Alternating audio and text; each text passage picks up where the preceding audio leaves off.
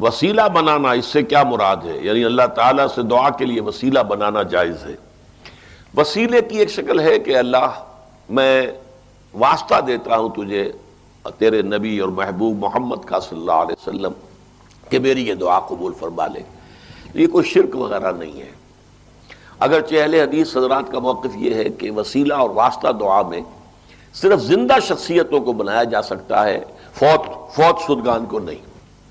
اس کے لیے بڑی دلیل ہے ان کے پاس، اس لیے کہ جب قحط پڑا تھا حضرت عمر رضی اللہ تعالیٰ عنہ کے زمانے میں،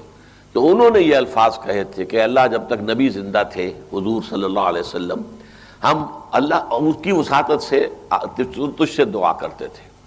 اب وہ تو ہمارے اندر نہیں ہے، ہم حضور کے چچا عباس کو پیش کر رہے ہیں، ان کے وسیلے سے ہم دعا کر رہے ہیں کہ ہماری اس تکلیف کو دور فرما دیں۔ تو گویا کہ توسل جو ہے دعا میں وہ تو ثابت ہو گیا، اور اس لیے اس کو تو شرک کہنا جو ہے وہ تو پھر کوئی اگر کہتا ہے تو بہت بڑی زیادتی ہے۔ یہ البتہ کہا جا سکتا ہے کہ کسی کو وہ اچھا نہ لگے،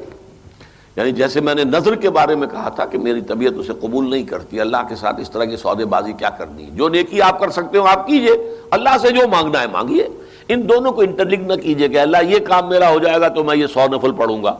یا یہ ہو جائے گا تو میں اتنے غریبوں کو کھانا، یہ کام نہیں ہے، یہ درست نہیں ہے، اگرچہ جائز ہے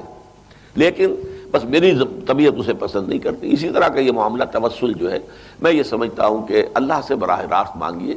کسی بھی ہستی کا یہ مقام نہیں ہے کہ اللہ تعالیٰ سے کسی درجے میں وہ بالا تر ہو اور اس کے حوالے سے کوئی بات کی جائے تو وہ ٹال نہ سکے، معاذ اللہ۔